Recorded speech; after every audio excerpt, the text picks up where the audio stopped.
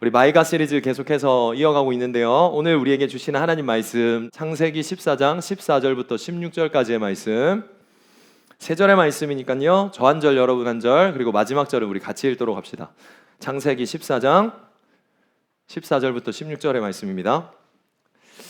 아브라함이 그 조카가 사로잡혔음을 듣고 집에서 길리고 훈련된 자 318명을 거느리고 단까지 쫓아가서 그와 그의 가신들이 나뉘어 밤에 그들을 쳐부수고 다메섹 왼편 호박까지 쫓아가 같이 읽습니다. 모든 빼앗겼던 재물과 자기의 조카 롯과 그의 재물과 또 부녀와 친척을 다 찾아왔더라.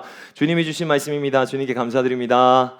아멘, 아멘. 하나님, 우리 하나님, 여러분의 하나님입니다. 아멘. 아멘. 아브라함의 하나님, 이삭의 하나님, 야곱의 하나님, 그리고 성경 속에서 역사하시는 그 하나님은 지금도 우리와 함께 하시는 살아계신 하나님이십니다. 믿으십니까? 아멘. 우리 마이가 시리즈로 계속해서 말씀 이어가고 있는데요. 오늘은 네 번째 시간, 우리 14장, 창세기 14장 전체적인 말씀을 가지고 하나님 말씀 앞에 설 텐데, 우리 기대하는 마음으로 우리 설교 제목 다 같이 한번 읽도록 합시다. 읽습니다. 시작. 사랑은 핑계를 만들지 않는다. 네, 사랑은 핑계를 만들지 않는다입니다. 사랑은 핑계를 만들지 않는다. 우리 아브라함 형님이 변했습니다. 그렇죠? 자기 스스로 웅덩이를 파고 자기 길을 개척하고 자기가 스스로 어떻게 보면 자수성가 해보겠다고 살아내기를 열심을 다해서 살았던 아브라함이었습니다. 그래서 기근 앞에서 애굽으로 도망갔고, 애굽으로 도망가서 잘 살기 위해서 갔는데 거기서 사고뭉치가 되죠. 자기 살기 위해서 아내를 팔아먹습니다. 진짜 본보기 되지 않는 진짜 부끄러운 모습을 살아가고 있는 아브라함이었어요. 이기적이고 자기중심적인 사람이 근데 변했습니다. 어떻게 변했습니까? 실수투성인 내가 하나님의 책임으로 말미암아 은혜를 받은 거예요. 이래도 되나 싶을 정도의 은혜를 값없이 받은 거예요. 그러다 보니까 불순종해서 하란에 멈춰가지고 나는 이제 중도 포기할래, 나는 내 뜻대로 살래, 주와 함께 살아가지 않을래, 노래는 그렇게 했지만 나는 살 수 없어 라고 했던 그에게 찾아오시는 하나님이 은혜를 그냥 주신 거예요. 하나님 나 도와주세요, 하나님 나 잘 살고 싶어요 하지도 않았던 그를 하나님께서 죽어가는 모습을, 아파하는 모습을, 힘들어하는 모습을, 두려워하는 모습을 절대로 외면할 수 없어서 하나님께서 하란에 중도 포기하고 있는 그를 찾아가시기를 또 찾아가셔서 괜찮다고 하시는 하나님의 은혜를 입었습니다. 그래서 내가 너의 하나님이라고, 내가 널 포기하지 않는다고 그 말을 듣고는 다시 힘을 얻어 걸어나가기를 시작한 아브라함입니다. 그래서 그는 다시 처음의 시작, 원점으로 돌아왔죠. 네게부 땅이라는 광활한 아무것도 없는 척박한 땅에 다시 섰습니다. 그런데 웬걸요? 거기 섰는데 자기의 손과 자기의 주변을 돌아봤는데 자기 삶에 부족함이 하나도 없는 것을 경험하는 거예요. 피부로 와닿듯 너무 많은 것을 느끼고 오히려 풍성해졌죠. 자기는 사고를 쳤고 자기는 도망을 갔고 자기는 마음대로 갔는데 각기 제갈 길로 가는 나를, 목자인 어린 양을 찾아오신 그 목자 되신 분께서 풍성하게 해주시는 것을 경험합니다. 그래서 그는 예배하죠. 하나님 앞에 엎드려서 하나님 앞에 감사하고 하나님을 고백하는 겁니다. 예배한다는 것은 내가 내 인생의 주인이 아니라 하나님이 나의 주인입니다라는 것을 고백하는 거예요. 내가 내 인생을 책임질 수 없음을 고백하며 동시에 하나님이 내 인생을 책임져 주신다는 믿음을 고백하는 게 바로 예배입니다. 내 삶을 책임자는 당신입니다. 하나님께서 나의 삶을 책임져 주실 것을 저는 믿습니다. 나는 모르지만 주님은 완전히 아시고 모든 것들을 인도하십니다. 그분이 나의 하나님, my God, 나의 하나님입니다를 고백하는 예배, 그가 예배를 드립니다. 우리도 똑같습니다. 우리도 그래서 예배하는 겁니다. 예배해서 구원받는 게 아니라 구원받은 우리가 하나님 앞에 감사해서 엎드리고 찬양하고 말씀 앞에 나와서 잘 살기를 간구하며 내 발의 등이요 빛이 되시는 그 주님의 말씀 따라 살기를 하기 위해 우리는 이 자리에 모입니다. 하나님의 풍성함이 저와 여러분 우리 모두에게 날마다 있는 줄 믿습니다. 부족함 없는 하나님, 우리의 모든 것들을 아시고 나보다 더 잘하시는 하나님께서 날마다 우리에게 천국 잔치를 열어주시고 준비하고 세팅해놓고 있으세요. 그러니까 여러분 집 팔고 냉장고 팔고 모든 것 팔아서 숨은 보화를 찾았던 그 자처럼 우리가 날마다 하나님 앞에서 그 보석회기를 할 수 있는 날마다 하루하루가 되기를 예수님을 축복합니다. 하나님 여기도 계시군요. 하나님 여기도 있었군요. 제가 주님 뜻 따라 걸어가다 보니까 부족함 없음을 느낍니다 라는 거예요. 예배하는 사람에게는 예배로 끝나지 않고 예배로부터 시작하는 삶을 살아가는 사람들이에요. 바로 그가 우리입니다. 예배가 끝났어요. 그러면서 예배자의 삶을 시작해요. 아브라함도 그와 똑같이 예배자의 삶을 시작합니다. 주어진 삶의 선택의 연속 속에서 계속해서 하나님을 선택하기를 선택하는 사람, 그 사람이 바로 저와 여러분이 되시길 예수님이 축복합니다. 여러분은 이번 일주일에도 수많은 것들을 선택했을 거예요. 여기 갈까 여기 갈까, 이거 먹을까 저거 먹을까, 갈까 말까 할까 말까, 여러 가지들의 고민과 그 고민 앞에서의 선택을 연속해서 할 텐데, 여러분은 그 삶 속에서 아브라함과 같은 선택을 할 수 있는 지혜자 되시길 열심히 축복해요. 아브라함은 여기가 아니라 저기가 아니라 그곳에 하나님이 있는가 없는가에 고민을 했던 사람이에요. 여기가 맞습니까 저기가 맞습니까, 나는 여기로 가고 싶은데 하나님 여기로 와주시면 안 됩니까가 아니었어요. 그는 하나님이 어디 계신지, 그리고 하나님만 있으면 괜찮다라고 할 수 있는 사람으로 바뀌어버렸습니다. 풍성해져서 재산이 많아져서 문제가 생겼어요. 그에게 조카 롯도 함께 하게 됐고, 그와 함께 살다 보니까 자기들한테 풍성한 일 때문에 재산이 많아져서 가축들을 먹이는 일 가운데서 롯의 목자들과 아브라함의 목자들이 싸우기 시작했죠. 그래서 선택할 일이 생긴 거예요. 문제가 생긴 겁니다. 기근이 왔어도 선택을 했어야 됐고, 풍성한 가운데서도 선택을 했었어야 돼요. 근데 그 가운데서 롯과 아브라함은 동일한 하나님을 만났음에도 불구하고 아브라함에게는 나의 하나님이 있었지만 롯에게는 하나님이 없었나 봐요. 그 하나님은 아브라함의 하나님이었나 봐요. 그래서 롯은 자기가 보기 좋은 대로 선택을 해버리죠.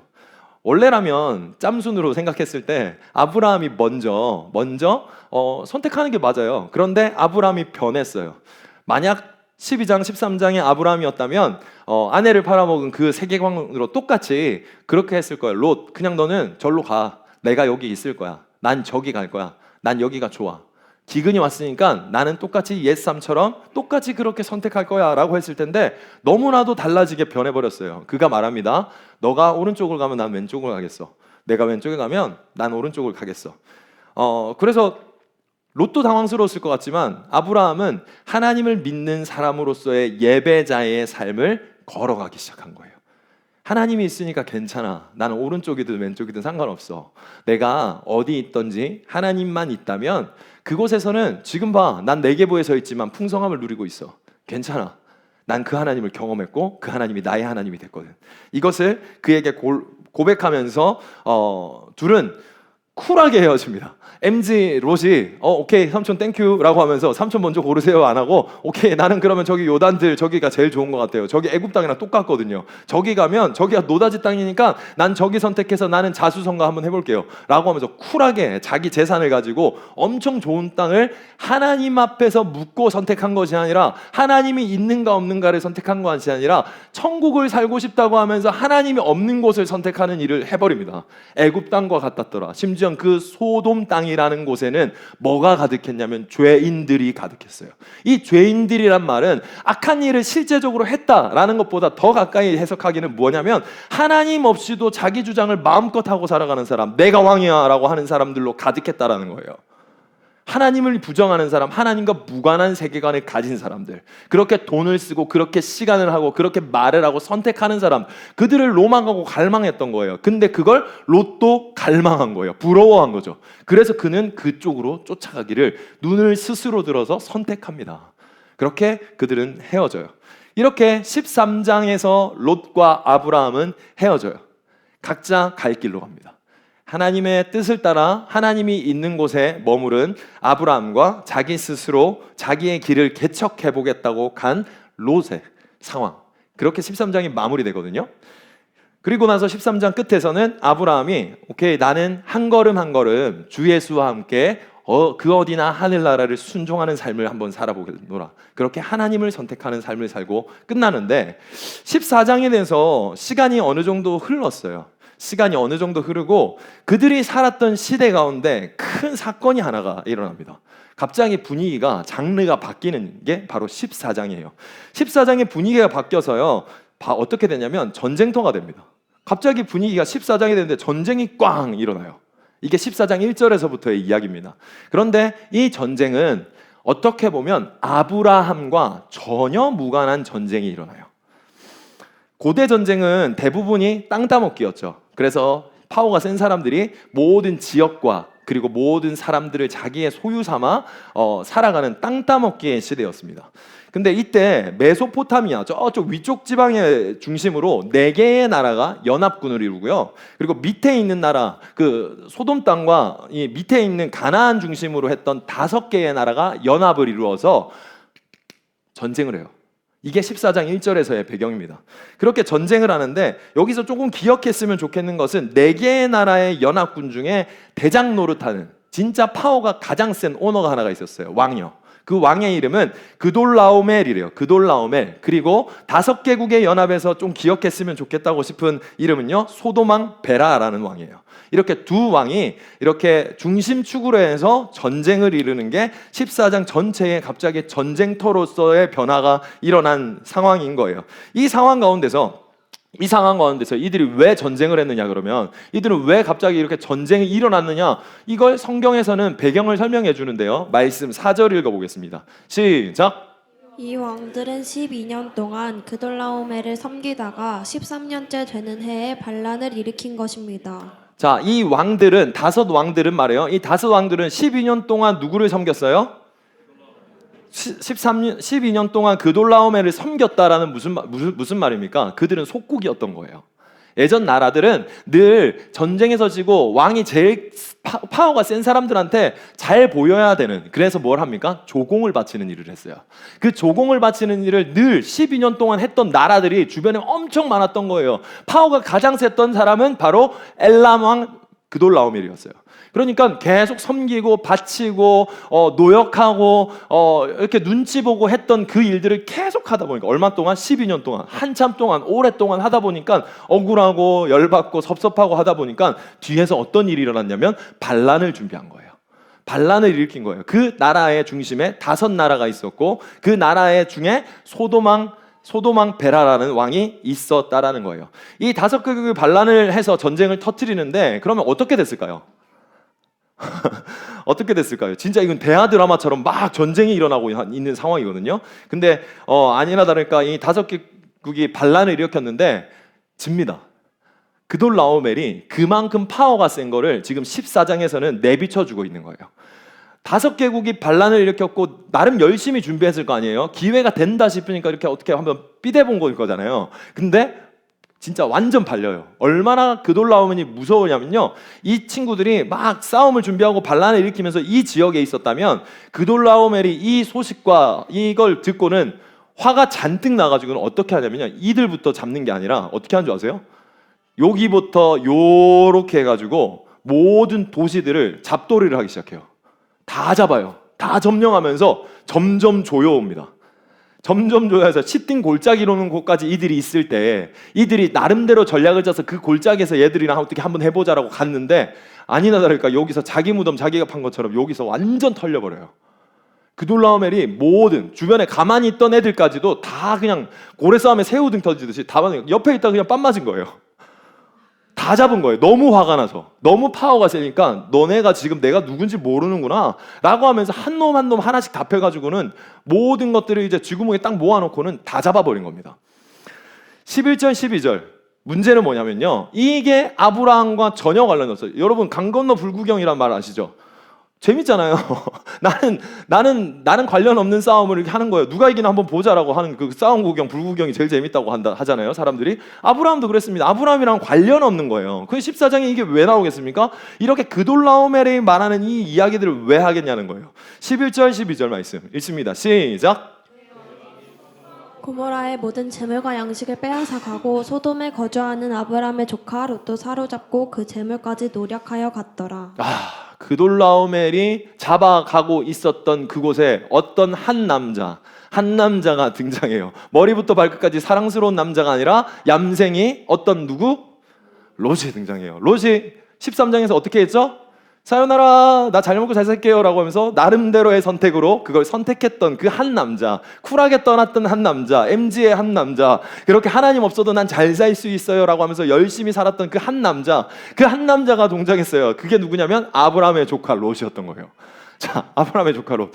그돌라오멜과 소돔 땅 그 연합군과의 싸움에서 이들이 터진 거는 자기들끼리의 싸움이었는데 아니나 다를까 그 소돔 땅에 누가 살고 있었냐면 롯이 살았던 거예요. 아, 불사. 세상 일은 이렇게 되는 겁니다. 어떻게 될지 몰라요. 그돌라오멜이요. 얼마나 파워가 셌는지는 지금 이 모든 14장 전체부터 계속 이렇게 살펴보고 따라가 보면요, 진짜 많은 것을 느낄 수 있어요. 심지어는요, 고대의 전쟁의 역사의 글에 보면요, 이 그돌라오멜의 역사에 대해서, 파워에 대해서 강력하게 말하는 것이 있고, 여기서 또 재밌는 것, 성경에는 나오지 않지만 재밌는 게 있어요. 이 그돌라오멜이 잡아먹었던 땅들이 수백 개가 있는데 그 땅, 그 지역 중에 어디가 있는 줄 아세요? 갈대아 우르가 있어요. 지금 이 당시에, 지금 14장 당시에 아브라함의 나이는 약 80세 정도 됐어요. 근데 이 80세가 되기 전, 아브라함이 태어났을 때 아브라함이 살았던 곳은 어디게요? 갈대아 우르예요.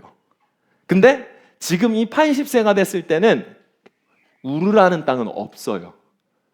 이미 그돌라오멜이 잡아먹어서 자기 땅으로 만들어버렸다는 거예요. 그러니까 어떻게 보면 아브라함 입장에서는 자기의 나라까지도 잡아먹인 파워가 센 너무나도 절대 군주 같은 왕이 지금 이 전쟁을 일으켰고 난리가 났다라는 걸 느끼고 있는 거예요. 압박이 엄청 심하겠죠? 그렇죠? 네, 이 말씀 읽어보겠습니다. 시작! 데라의 족보는 이러하니라. 데라는 아브람과 나홀과 하란을 낳고 하란은 롯을 낳았으며 하란은 그 아비 데라보다 먼저 고향 갈대아인의 우르에서 죽었더라. 네, 이 말씀이 11장 27절 28절 말씀인데 우리가 이 말씀으로 인해서 아브라함의 백그라운드를 봤었어요. 그렇죠? 이 백그라운드를 보면요, 여기에 롯도 나오고 나온 거 나오는데 거기서 하란은 롯을 낳았으며 하란은 아버지 데라보다 먼저 죽었어요. 그러니까 그들의 고향이 데라가 있었던, 자기들이 태어났던 갈대아 우르라는 것을 우린 여기서 먼저 봤어요. 근데 그 데라의 고향, 아브라함의 고향, 롯의 고향이 누구한테 잡아먹혔냐면 지금 반란을 일으킨 애들을 엄청 혼내주고 있는 그 왕에게 없어져 버린 나라가 됐다라는 거예요. 그렇다고 해서 지금 14장에서 아브라함이 이 소식을 듣고 복수전을 펼친다, 이게 아니에요. 성경은 그걸 말하고 있지 않습니다. 지금 아브라함이 이제 상황을 선택해야 되는 이 상황과 많은 주변국들이 어려움을 겪는 그 상황, 이 전쟁이 터졌고 이 전쟁 가운데 이웃 나라가 전쟁을 벌어진 상황, 이 전쟁에서 이긴 왕은 그돌라오멜이라는데 이 왕이 어마무시하다라는 것을 지금 우리는 알고 있어야 돼요. 그러니까 내가 여기서 개입하고 싶을까요? 안 하고 싶을까요? 안 하고 싶죠. 어떤 이유에서도 안 하고 싶을 것 같은데요. 심지어는 그 왕은 아까 말한 대로 자기 고향까지도 잡아먹었던 나라예요. 근데 거기서 소식을 하나 듣죠. 잘 살고 있고 아브라함은 지금도 많은 사람들과 예배하고 살고 있다라는 것이 성경의 지금 14장에서 배경이거든요. 그리고 많은 사람들이 옳은 대로 자기 형제처럼 지내는, 한 몸처럼 지내는 교회가 되어서 살아가고 있는 상황이었어요. 근데 그들 중에 이제 형님 동생 하던 그 사람이 이 소식을 듣고는 아브라함이 말합니다. 읽어보겠습니다. 시작! 도망한 자가 와서 히브리 사람 아브람에게 알리니 그때에 아브람이 아모리 족속 마므레의 상수리 숲을 근처에 거주하였더라. 마므레는 에스굴의 형제요 또 안델의 형제라. 이들은 아브라함과 동맹한 사람이라. 자, 형님 동생 하는 사람들이 찾아왔어요. 형이 왜 무슨 일이야? 라고 했더니 저기 전쟁 났잖아요. 난리 났잖아요. 지금 이슈가 지금 난리가 났어요. 이 네티즌들이 난리 났고 막 인스타랑 막 팔로우 뭐 유튜브에서 막 생중계하고 난리 났어요. 근데 대박, 얘들이 이기긴 이겼는데요. 거기요, 형님, 거기 롯이 있대요. 여러분 마음이 어때요? 이러면 안 좋아요? 솔직하게 꼬시다고 생각하지 않을까요? 여러분 정확하고 정직하셔야 돼요. 꼬시다고 생각하지 않아요. 통쾌하다고 생각하실걸요? 이게 바로 우리 세계관 아닙니까? 어이구, 자업자득이지 뭐. 네가 선택한 거잖아. 내가 그러지 말라 그랬지. 내가 먼저 선택했을 때 너도 똑같이 그렇게 했어야지. 우리는 자기중심적으로 이런 사람들을 봤을 때 나도 모르는 그 본능적인 세계관을 가지고 사람들을 판단하고 나랑은 관련 없는 일이라고 선을 그을 수밖에 없는 거예요. 말을 안 듣더니 교만하더니 어이구 잘 됐다 싶죠. 은혜를 모르는 인간이야말로 이렇게 된다라고 속 시원해하는 내 크게 먹은 속마음이 이렇게 뭔가 이렇게 일어나려고 하는, 그래서 어느 막 갑자기 소화가 잘 되고 갑자기 회식을 하고 싶은 마음, 뭐 이런 마음이 막 든단 말이에요. 이 소식이 그래서 아브라함한테도 들어간 거예요. 여러분 어떻게 해야 됩니까? 그러면 여러분 이 상황이면 어떻게 할 거예요? 당신에게 뒤통수를 휘갈긴 사람, 그 사람이 어느 순간 갑자기 와서 말하는 거예요. 목사님, 제가 어려워졌대요. 제가 다쳤대요. 제가 사기를 당했다네요. 내 앞에서 평생 가자고 고맙다고 감사하던 사람이 결정적인 순간에 사요나라를 빡친 거예요. 뒷담화하던 인간이, 그렇게 하면서 자기가 떵떵거리면서 살던 인간이 갑자기 저기서 병에 걸렸다는 소리를 들은 거예요. 집이 어려워졌다는 소리를 들은 거예요. 우리한테 그 소식이 들리는 거예요. 우리 마음이 어때요? 어이구 꽃이다. 속 시원하다. 이게 예수 없는 사람들의 당연한 반응입니다. 자업자득. 네가 뿌린 대로 거둔 거지 뭐. 가십거리 정도 되는 거죠. 우리의 정직한 반응. 조금 덜 맵게 말하면 꽃이다. 조금 맵게, 더 덜 맵게 말하면 이게 나랑 무슨 상관이야. 그래서 어쩔 수 없지 뭐 라고 생각하는 반응이에요.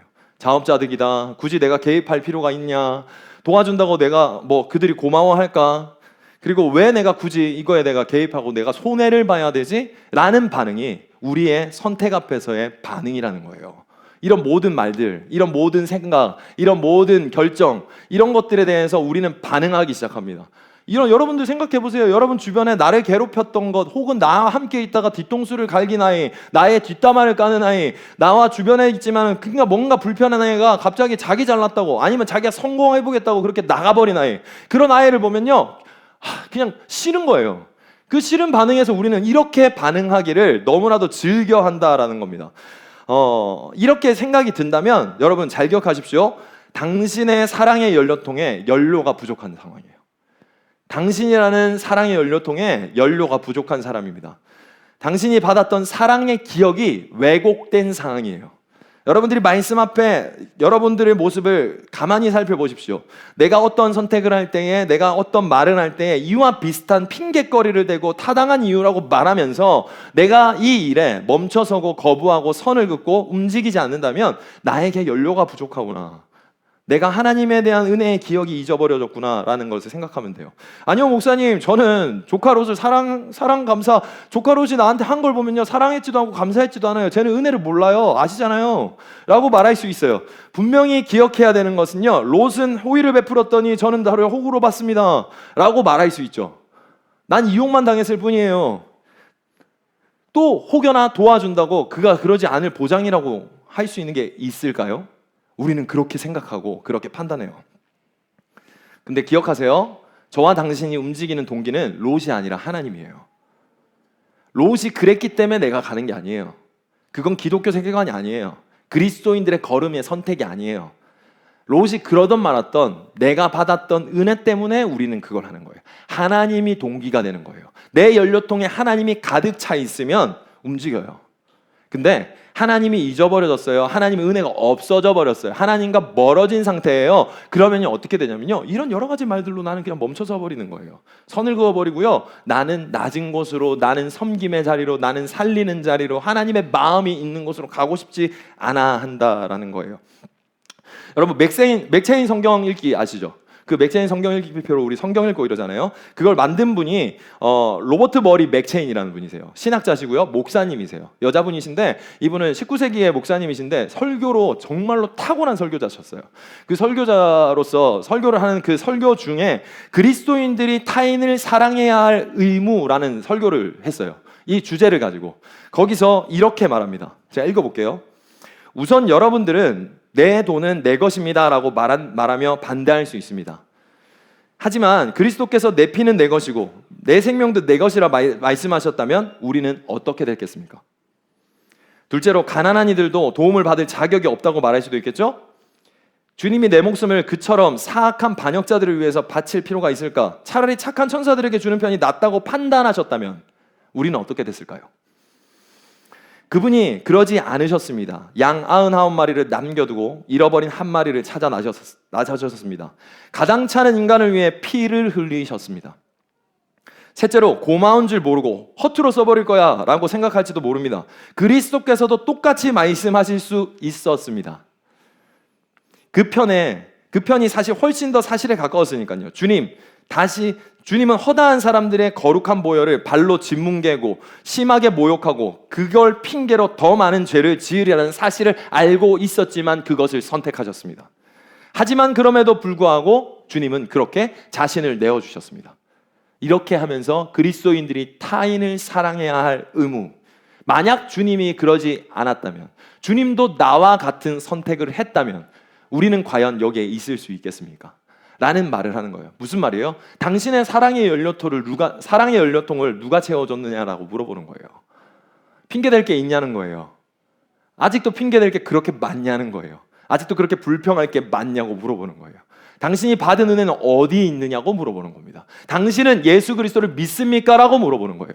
그 예수 그리스도를 믿는 믿음이 어디서부터 나왔습니까? 라고 물어보는 거예요. 십자가 앞에 나와 있는 나의 모습은 어디로 가버렸냐고 물어보는 거예요. 아무런 조건 없이, 아무런 대가 없이 나에게 그렇게 찾아오시고 끝까지 찾아오시고 또 찾아오신 그 하나님의 은혜는 대체 어디로 가버렸냐고 물어보는 겁니다. 사랑하는 성도 여러분, 그리스도를 닮고 싶다면 마음에 들지 않고 가난하고 감사할 줄 모르고 자격 없는 이들을 사랑하십시오. 그리고 여러분이 가진 어떤 것을 자주 누구에게 주세요. 거저 주십시오. 그리스도는 이렇게 주셔서 영광과 기쁨을 얻으셨어요. 그리고 여러분들도 그렇게 한다면 그 기쁨과 영광을 얻을 것입니다. 하나님은요, 여러분이 큰 돈을 벌거나 큰 쾌락 때문에 기뻐하는 것보다 더 행복해지기를 바라시는, 진짜 행복을 바라시는 분이세요. 그렇기 때문에 기억해야 돼요. 받는 것보다 주는 것이 더 기쁘다는 하나님의 말씀입니다. 말씀 읽어볼까요? 시작! 밤사이 여러분에게 모본을 보여준 바와 같이 수고하여 약한 사람들을 돕고 또 주 예수께서 친히 말씀하신 바 주는 것이 받는 것이 복이 있다 하심을 기억하여야 할지니라. 주는 것이 받는 것보다 복이 있다 하심을 기억하는 저와 여러분 되시길 예수님 이름으로 축복합니다. 여러분은 그 모든 것들 가운데 여러분들의 삶을 채우시는 하나님을 경험하게 될 겁니다. 나보다 나를 더 사랑하시고 아시는 분께서 나에게 무엇이 필요한지, 언제 필요한지, 어떻게 해줄지를 다 아시고 계획하신 분이라는 것을 믿고 살아갈 수 있는 저와 여러분 되시기 바랍니다. 그러니까 여러분의 두 손에 꽉 쥐고 있는 욕심 덩어리를 내어놓고 누군가한테 거저 주십시오. 여러분이 받는 것보다 더 좋은 것을 주실 분을 신뢰하십시오. 아브라함은 이 같은 상황과 이 같은 소식, 문제, 선택 앞에서 어떻게 했느냐? 14절 말씀입니다. 시작! 아브람이 그의 조카가 사로잡혔음을 듣고 집에서 길리고 훈련된 자 318명을 거느리고 단까지 쫓아가서 그의 조카가 사로잡혔음을, 이 조카의 원어는 어떻게 했냐면 나의 사랑하는 형제라고 표현하고 있어요. 무슨 말이냐면요, 이 주석을 주석했던 그 신학자는 어떻게 말하냐면요, 아브라함의 감정이 그대로 실린 단어를 조카라고 돼 있지만 실제 원어에서는 나의 사랑하는 형제라고 돼 있다는 거예요. 다른 데서는 그냥 진짜 조카라는 단어로 썼는데 지금 이 14절에서만 그렇게 해서 내 사랑하는 형제 조카 롯이 잡혔다고 라는 소식을 들었던 그 심정을 넣은 거예요. 그에게는 사랑의 연령토가 가득했나 봐요. 그래서 어떻게 했냐면 마지막까지 단까지 200m가 넘는 200km가 넘는 그 기로를 어떻게 했대요? 쫓아갔대요. 망설였더라, 멈춰섰더라, 핑계대기 시작했더라, 핑계를 만들어낼 궁리를 했더라, 고민했더라 라고 하지 않고 타당한 이유를 댔더라, 나는 안 된다고, 나는 나에게 형편이 안 된다고 말했더라가 아니에요. 여러분, 아브라함은 망설이지 않았고요, 자신과 함께하는 동력자들 318명, 여기서 보면요, 길리고 훈련된 자라고 돼 있잖아요. 이거는요, 내가 이렇게 가르쳤던 노예, 종이라는 말이 아니에요. 길리고 훈련된 자, 형님, 나도 당신과 함께하고 싶다고 자원했던 사람들이 이만큼이나 있었던 거예요. 그의 삶의 배경을 보여주는 거예요. 사람들이 옳은 길로 따라오는 사람들이 보였어요. 왜요? 아브라함은 하나님과 함께 살았거든요. 그래서 그렇게 함께 사는 사람들이 많아지기 시작한 거예요. 그 사람들이 소식을 들었더니 한 몸처럼 같이 움직이기 시작한 거예요. 아브라함과 동기화가 된 거예요. 하나님이 마음이 저기 있다면 나도 움직이겠습니다 했던 아브라함이 그의 마음과 동일한 사람들, 그 사람들이 나도 그게 가겠다고 쫓아가는 길을 함께 했다라는 거예요. 아브라함은 지금 여전히 롯과 헤어지고 나서의 삶에 있어서도 하나님과 함께하는 선택의 삶을 계속 살고 있다라는 거예요. 그리고 나서 지금 갑작스럽게 들려오는 그 소식과 순발력이 필요했던 그 상황 가운데서도 하나님을 선택할 수 있는 믿음의 실력이 있었던 사람인 거예요. 쫓아갈 자, 동력자들, 그리고 함께 사랑하는 사람들로 하나님 사랑으로 연료통이 꽉 차 있는 아브라함이 핑계를 만들지 않고 단숨에 달려가기를 마다하지 않고 가고 있는 거예요. 롯의 어떠함이 아니라 나의 하나님이 있기 때문에 나는 내 할 일을 한다. 이게 아브라함이었어요. 상황이 아니라, 상태가 아니라 나의 하나님이 여기 있고 나의 하나님도 이렇게 했을 거기 때문에, 나에게 그렇게 했기 때문에 나는 내 할 일을 할 뿐이다. 아주 심플한 삶을 그는 계속해서 걷기 시작한 거예요. 왜 이렇게 했을까요? 아브라함은 자기가 누군지 이제 알았어요. 자기가 어떤 삶을 살아야 되는지를 명확하게 인지했어요. 또 찾아오셨고 다시 가자고 하셨고 실수를 덮어주시고 책임져 주신 하나님께서 나를 뭐라고 불렀는지를 기억하고 살았어요. 언제서요? 읽어볼게요. 시작. 내가 너로 큰 민족을 이루고 내게 복을 주어 내 이름을 창대하게 하리니 너는 복이 될지라. 이게 아브라함이 가지고 있던 자신의 정체성이었어요. 맞아, 나 복이지? 나만 복 먹고 나는 잘 살고 나만 배부르고 나만 편안하고 나만 따뜻하고 나만 시원하고가 아니라 맞아 나 때문에 누군가를 복되게 하신다고 했지. 이게 내 삶이었고 하나님께서 나를 그렇게 부르셨지. 그래서 나에게 재능 주셨지. 그래서 지금 나에게 풍성함을 주셨지. 그래서 나에게 가일 수 있는 힘을 주셨지. 하나님이 가득하지. 하나님의 부족함 없게 하셨지. 그 연료가 가득한 상태에서 맞아, 나는 그렇게 복되는 사람이지. 이걸 정확하게 기억하고 있었던 거예요. 정체성이 무엇인지 명확하게 알았던 거예요. 그가 무슨 상황이었건, 그가 어떤 일을 하고 있었건, 그가 어디에 있었건 내가 해야 될 일이 무엇인지를 알았던 거예요. 나는 어떤 사람인지 알았던 거예요. 즉 나는 그리스도인이라는 걸, 나는 예배자라는 것을 알고 있었다는 거예요. 사랑으로 가득 찬 거예요. 여러분, 사랑하면요 방법을 찾고요, 사랑하지 않으면 핑계를 찾아요. 똑같은 일에도 그래요. 사랑하면 방법을 찾습니다. 되는 생각을 해요. 어떻게 하는 게 좋을까를 생각해요. 근데 사랑하지 않잖아요. 사랑의 연료가 부족하잖아요. 하나님의 은혜가 끊어져 있잖아요. 그러면 덜덜거리는 거예요. 차가 가다가 앵꼬가 돼가지고 더 이상 갈 수 없을 것 같은데, 불안한데, 망할 것 같은데, 끝날 것 같은데, 멈추면 어떡하지, 보험 안 들어놨는데, 망할 것 같은데, 무서운데, 나 집까지 못 가겠는데, 불안한 거예요. 말이 많아지는 거예요. 핑계거리를 찾기 시작하는 거예요. 내가 이래서 저렇네, 네가 저래서 저렇네. 아브라함은 바른 사랑을 알고 있었고요, 그 사랑은 롯을 사랑한 게 아니라 하나님을 사랑하고 있었던 거예요. 롯이 기준이 아닙니다. 롯이 그의 움직임의 동기가 아니에요.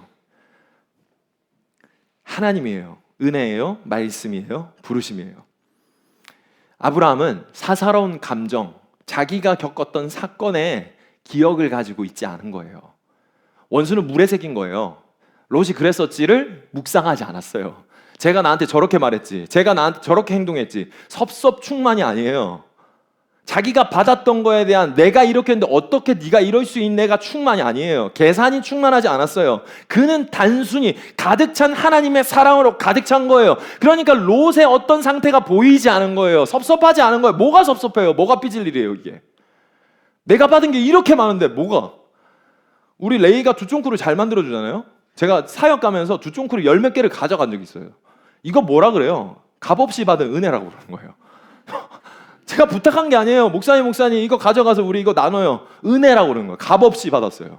두쫑쿠 가는데, 그날 가는데요, 두쫑쿠 줄이 50m가 넘어요. 저게 뭐야? 내가 윤표랑 같이 갔거든요. 윤표야 쟤들 뭐야? 어디 가는 거야? 학교 가는 거야? 뭐 직장 가는 거야? 라고 스쿨버스 타려고 줄 서인 줄 알았어요. 근데 쭉 가다가 끝을 딱 도착해 봤더니 두쫑쿠 아침에, 그 아침에. 대단하죠? 근데 나는 어떻게 해요? 가득 찬 그 백 하나를 가지고 두쫑쿠의 은혜가 나한테 가득했어요. 모든 것 가진 자로다. 아무것도 부럽지가 않아요. 갔더니 사람들이 막 난리가 났어. 왜? 모든 것 가졌으니까. 사람들이 두쫑쿠, 우와 목사님 대박. 내가 대박이에요. 두쫑쿠 가진 자가 대박인 거예요. 내가 가진 게 아니라 충만하게 채워졌으니까 나는 쫄리지가 않아요. 두렵지가 않아요. 쫀쫀하지도 않아. 그래 어떻게 해요? 나도 거저 받았으니까 거저 주는 거예요. 그들도 또 어떻게 해요? 은혜를 받아요. 내가 대가를 냈을까? 제가 어떤 상태인지 알았을까? 몰랐어요. 상관없어요. 거저 받아서 그냥 거저 준 거예요. 은혜 받은 사람이 그냥 은혜를 나누는 것 뿐이에요. 아무렇지도 않았어요. 여러분, 기준이 잘 잡혀 있어야 돼요. 당신들이 사랑할 사람은 하나님입니다. 예수님이에요. 그분을 사랑해서 우리는 사역하고, 그분을 사랑해서 전도하고, 그분을 사랑해서 선교하고 봉사하고 예배 드리는 거예요. 할렐루야. 그렇게 돼야 돼요. 그래서 전도하는 거고요. 그래서 누군가한테 연락하는 거고요. 그래서 여러분 클로와 함께해서 같이 이야기하고 놀고 대화하고 교제하는 거예요. 그가 사랑하게 살았기 때문에 하는 게 아니에요. 여러분 기억해 보십시오. 예수님이 사역하다가 제자들이 배신을 때립니다. 뒤통수를 팍 발기고 가죠. 나는 저 양반 몰라. 나는 저 사람 몰라. 저 사람 나쁜 사람이야. 나도 그렇게 생각해. 라고 하면서 십자가에서 침을 탁 뱉고 나갑니다. 베드로가 그랬어요. 그에게 다시 또 찾아오신 예수님께서 질문하죠. 뭐라고 질문한 줄 아세요? 네가 내 양을 사랑하느냐? 라고 물어봤습니까? 네가 나를 사랑하느냐라고 물어봤어요. 너 나 사랑해? 그러면 내 양을 가서 먹이고 치라고 해요. 그러면 너가 나 사랑하면 내 양을 먹이고 쳐. 다시 하자. 너가 나 사랑하면 할 수 있어. 근데 예수님이 만약 이렇게 물어봤다 생각해봅시다. 만약 그게 맞아서 너 준혁이 사랑해? 아니요, 저 새끼 안 사랑해요. 기준이 틀렸어요. 쟤는 맨날 삐딱하고요. 쟤는 자기 마음대로 살고요. 네가 그렇다는 거 아니야? 그렇다고 생각하면 멈추고 핑계내기를 너무나도 많이 하는 게 우리예요. 세상에 기준을 두지 마십시오. 상대에게 기준을 두지 마세요. 당신의 배우자에게 기준을 두지 마세요. 나에게 끝없이 쏟아내시는 그 하나님의 놀라운 사랑의 기준을 두십시오. 그래야 우리는 사랑하며 살아갈 수 있어요. 변명하지 않아요.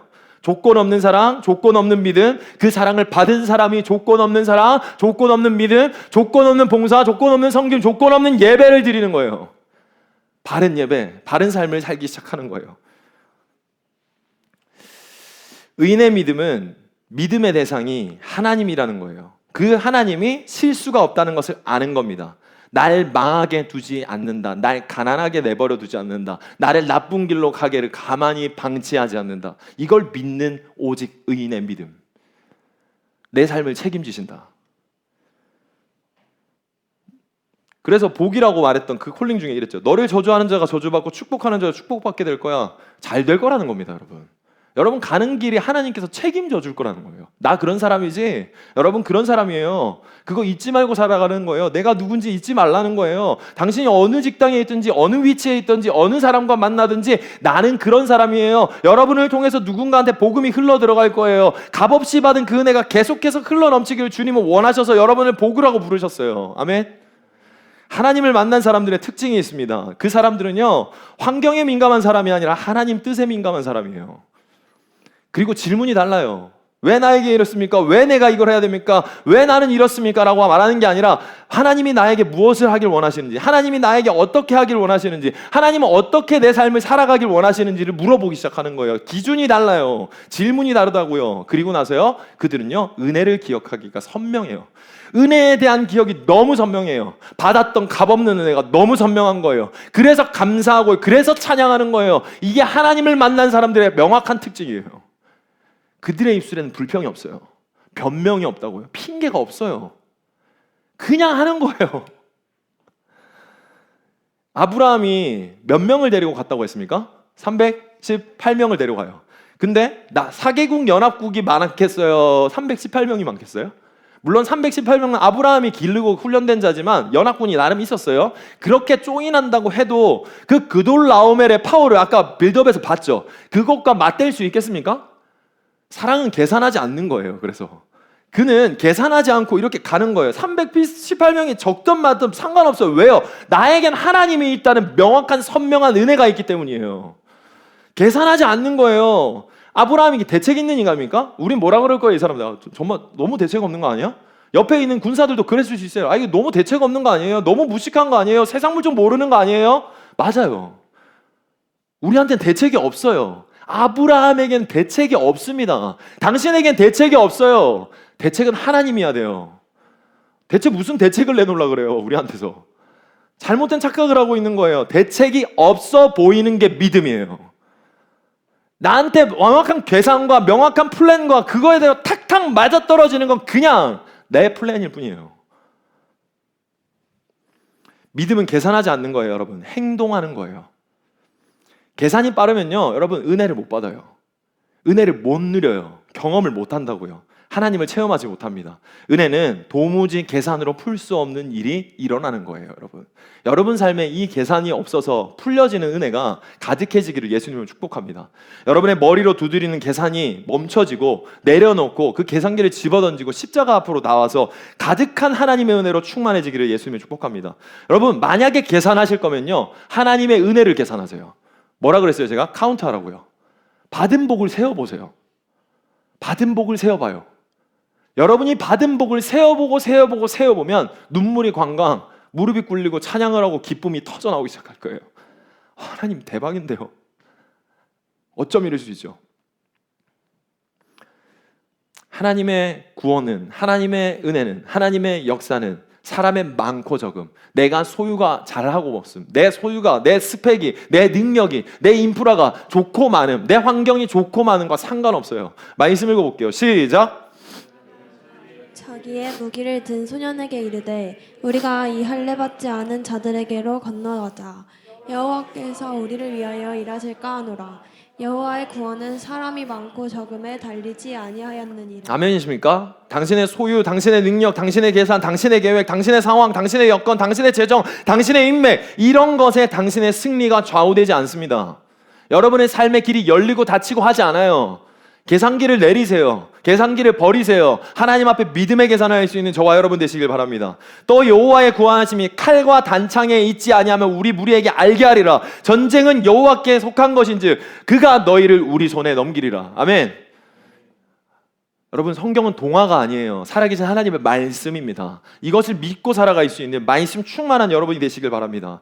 또 여호와의 구원하심, 이거죠. 이 모든 재물과 빼앗겼던 자기의 조카 롯과 그 모든 것들을 결론적으로 어떻게 됐어요? 다 받았어요.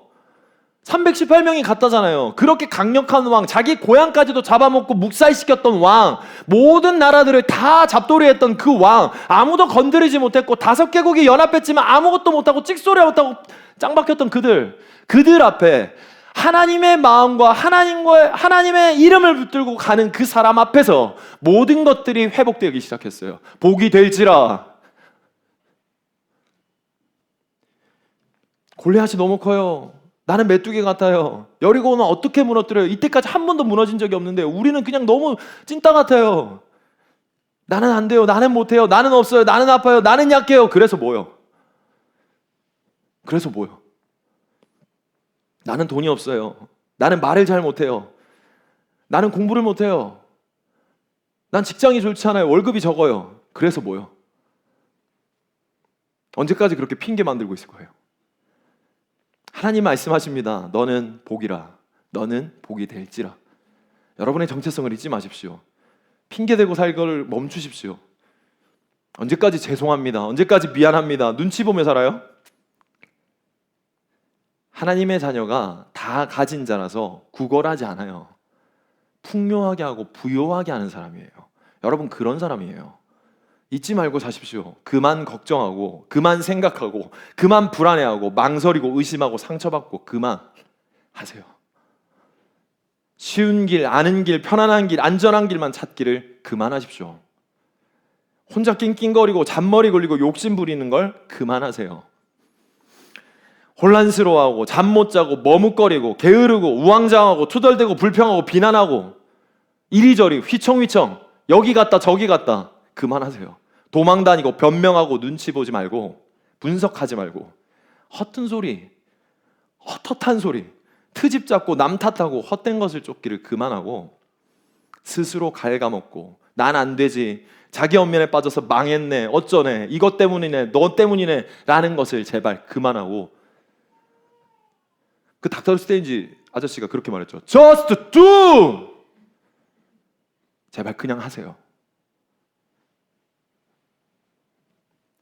모든 것을 다 내려놓고 말씀에 의지하여 Just do it. 그냥 하십시오. 나에게 결과가 나오지 않아요. 여러분이 해서 여러분이 원하는 결과를 만들어내려고 하지 마세요. 바보 같고 멍청하고 생각 없이 나를 비우고 말씀으로 채우고 살아가는 훈련과 연습이 여러분 삶의 실전이 되시기를 예수님으로 축복합니다. 그래서 입술에서 그래서 하나님, 그래도 하나님, 그러므로 하나님, 그렇기 때문에 하나님, 결국엔 하나님, 나의 하나님, 그 나의 하나님이 믿음의 사람의 입술에서 나와야 되는 거예요. 창세기 14장 16절에 이렇게 말했어요. 다 모든 것을 찾았어요. 책임자가 하나님이 될 때 일어나는 거예요. 칼과 단창을 붙들 때 일어나는 게 아니에요. 모든 우선순위를 바꾸십시오. 여러분의 능력이 여러분이 아닙니다. 하나님께서 주신 거라는 것을 인지하셔야 돼요. 하나님께서 주신 것을 인지하고 걸어나가는 순간 하나님께서 주실 겁니다. 그 주신 것을 지금 받은 거예요. 318명이 어떻게 그돌라오메를 이겨요? 여러분의 능력으로 어떻게 세상을 이겨요? 어떻게 승리하고 살아요? 하나님이 승리한 거를 그냥 우린 받는 거예요. 여러분의 삶의 승리를 이끄시는 주님을 믿으십시오. 삶을 가장 좋은 길로, 가장 완전한 길로 인도하시는 주님을 믿으세요. 내 하에서 주로 입술이 바뀌어야 돼요. 내가 이렇기 때문에가 아니라 주님이 그렇기 때문에로 바뀌셔야 돼요. 여러분의 상황을 보지 마세요. 여러분 상황에 계신 하나님이 기준이 되셔야 돼요. 아브라함이 그랬기 때문에 사랑의 연료등이 가득 찼기 때문에 그래요. 이렇게 승리하니까 얼마나 사람들이 난리가 났겠어요. 뭐야? 그돌라오메를 이겼다고 누가? 아브라함 있잖아. 저 뒤통수 맞았던 사람. 그러면서 저기 한 구석에서 그렇게 열심히 사는 그 착한 사람 있잖아. 하나님의 사람이라던데? 라고 하는 사람. 개선 장군이 등장한 거예요. 빰! 나팔 불고 난리 났겠죠. 그리고 지금 이는 어떤 상황에 어떤 순간에 지금 서 있는 줄 아세요? 다섯 개국 왕, 5개국이 아니죠. 다 잡았잖아요. 지금 모든 나라를 제패한 그 왕을 잡은 한 사람이 등장했어요. 어떻게 됐을까요? 모든 사람 앞에 칭송받을 찬스가 온 거예요. 드디어 내가 오를 때가 됐구나. 사람들이 나를 따를 때가 됐구나. 내가 왕일 수 있는 순간이 온 거예요. 여러분한테도 이런 순간이 올 거예요.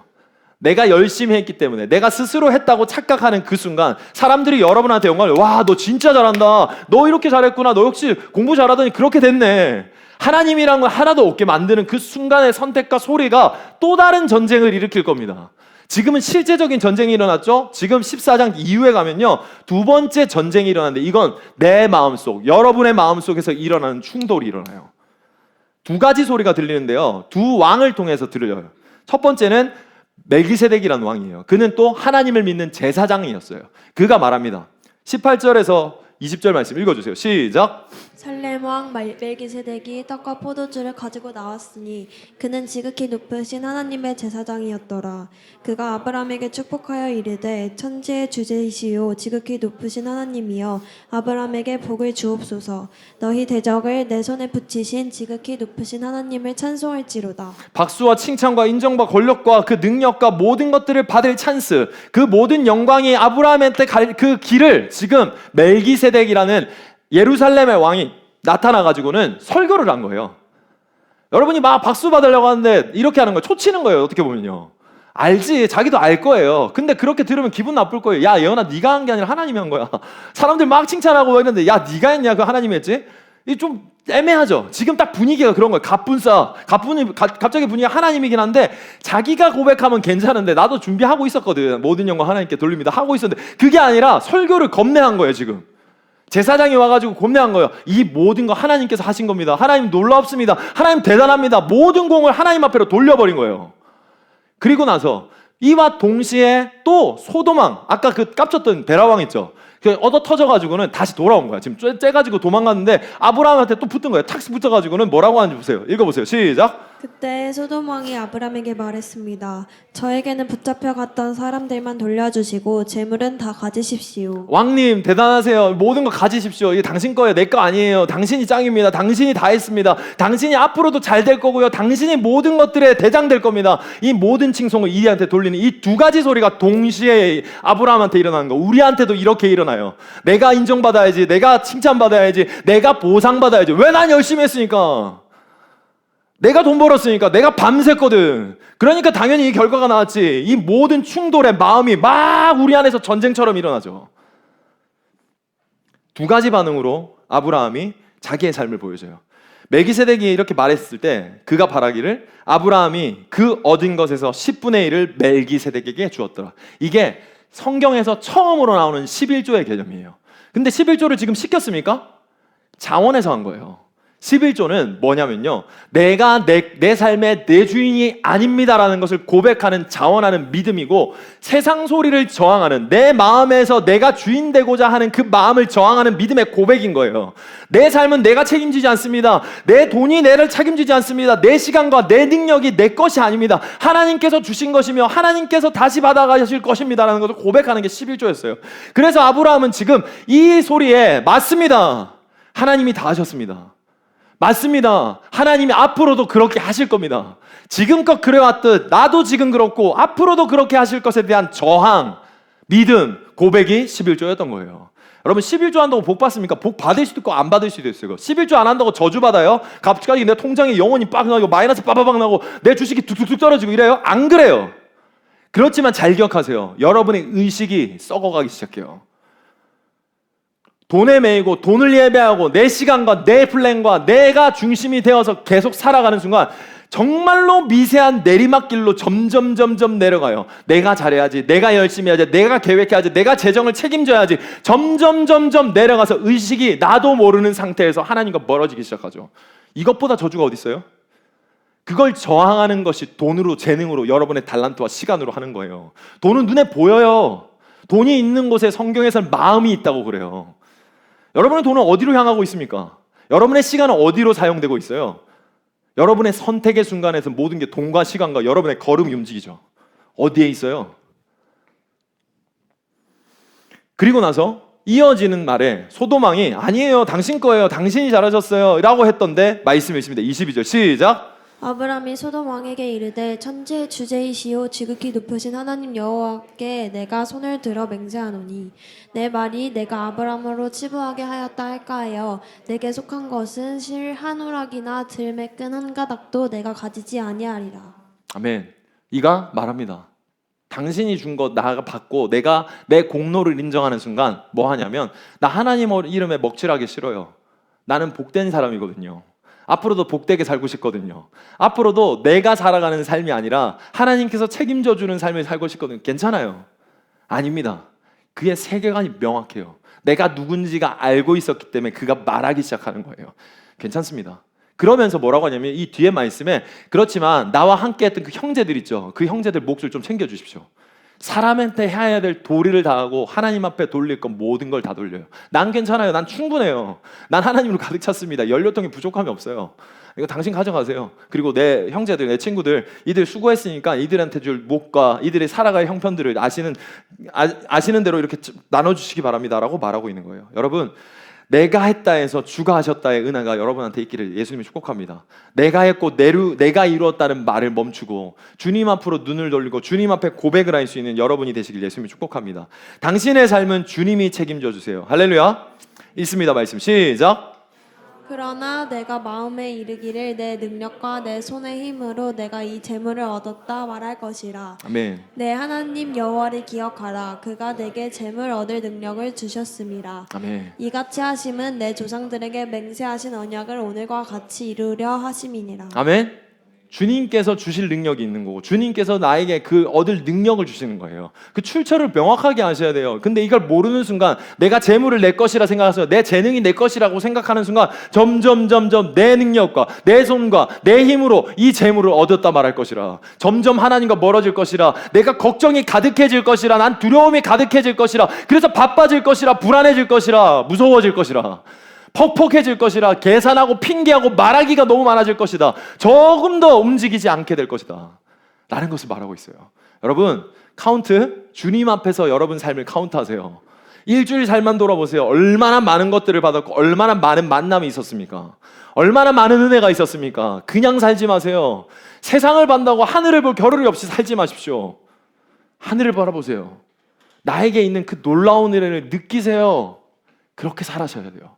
그래야 여러분의 삶에, 여러분의 표정에, 여러분의 말에 기쁨과 감사와 희락이 차고 넘치기 시작할 거예요.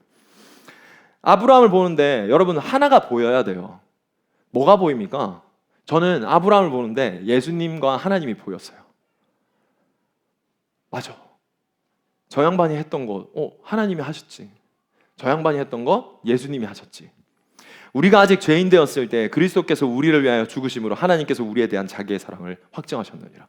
우리가 아직 죄인이에요. 같이 하고 싶지 않아요. 더러워요. 싫어요. 사람들이 삿대질해요. 그거랑 무슨 상관이에요? 하나님께서 그냥 그렇게 하셨어요. 아브라함의 선택이 똑같이 그 복사 붙여넣기 돼서 걸어가고 있는 거예요.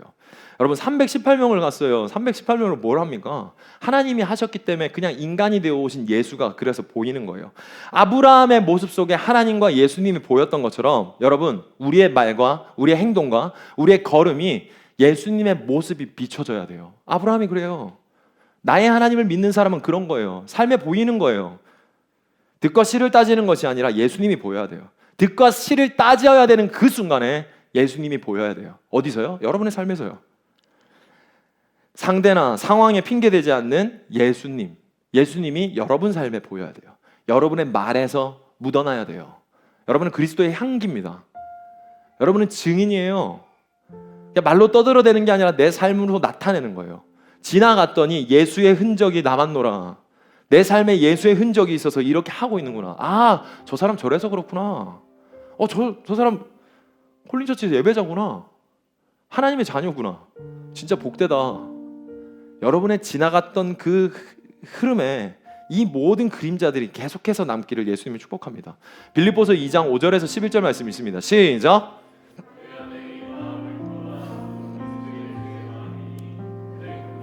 본체시나 한과 동등됨을 취할 것으로 여기지 아니하시고 오히려 자기를 비워 종의 형체를 가지사 사람들과 같이 되셨고 사람의 모양으로 나타내사 자기를 낮추시고 죽기까지 복종하셨으니 곧 십자가에 죽으심이라.